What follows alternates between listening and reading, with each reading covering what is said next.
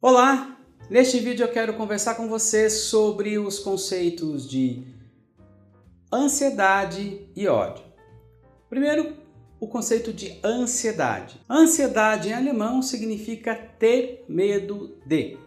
Então, sempre quando a gente pensar na palavra ansiedade, o Freud era alemão e ele usava essa palavra, ela sempre vai significar ter medo de. Como que o Freud trabalhava com esta palavrinha e com este conceito até por volta de 1918? Ele dizia o seguinte: toda vez que eu tenho uma repressão, um recalque, em termos de energia, aquilo fica no inconsciente, vira o recalcado, aquilo pelo processo, pelo princípio do prazer, sofre um processo que vai se chamar deslocamento, condensação, etc., que a gente já viu, que é o retorno do recalcado, mas nem toda energia consegue retornar à consciência.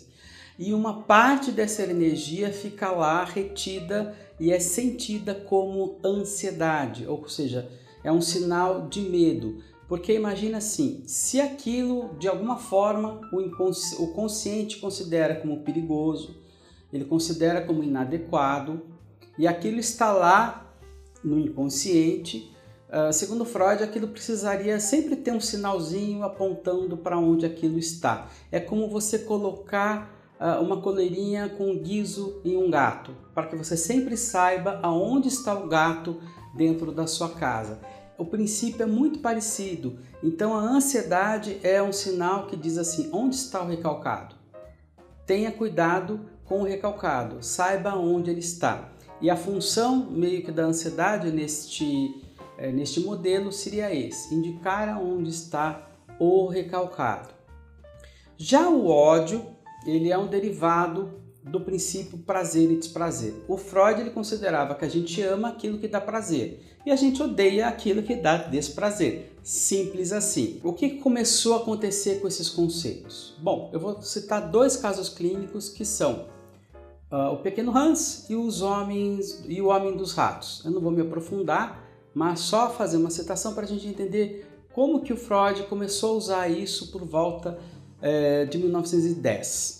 Começar com o Pequeno Hans, que é um caso de um menino que não foi consultar o Freud, é o pai dele que era paciente do Freud e começou a levar o caso do menino para o Freud. E este menino ele tinha medo de cavalo, né? Ou seja, fobia de cavalo. Imagine isso em Viena em 1910, onde tinha um monte de cavalo por aí. O menino não saía na rua. O que o Freud descobriu ao longo desta, entre aspas, supervisão de caso? Ele descobre que o menino, na verdade, tinha medo do pai, não do cavalo. E que o cavalo era um deslocamento do medo que ele tinha do pai. E por que ele tinha medo do pai? Porque ele tinha medo que o pai o punisse porque ele gostava da mãe, né? Ou seja, era um subproduto, esta fobia era um subproduto do complexo de Édipo. Então a ansiedade começa a ter uma ligação um pouco mais próxima do complexo de Édipo. Nós vamos precisar desse conceito lá no Ego e no Id. Agora, o caso do Homem dos Ratos tem a ver com o ódio. Mesma questão, uma situação edípica, o paciente tinha muito medo de ratos e fobia de ratos, etc., e isso estava ligado ao medo que ele tinha do pai. Só que aí tem uma questão, ele não tinha só medo do pai, ele odiava o pai.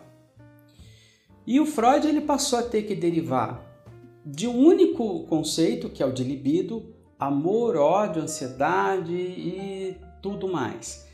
Ele até tenta fazer isso no artigo, mas a gente percebe que o Freud vai chegando no limite da sua metapsicologia, no limite do seu paradigma sexual, já no Homem dos Ratos. Ou seja, não dá para derivar tudo que nós sentimos apenas por prazer e desprazer, apenas levando em consideração a libido.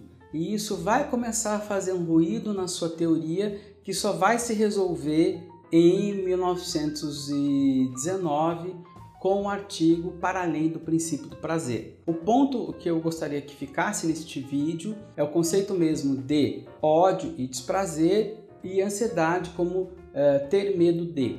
E o conceito de que o próprio modelo freudiano vai chegando a uma exaustão. O Freud ele já começava a sentir que precisaria fazer uma completa revisão dos seus modelos. Ele tenta isso entre 1910 e 1917, mas não consegue.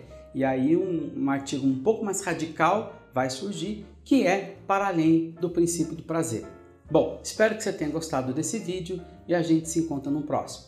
Até lá!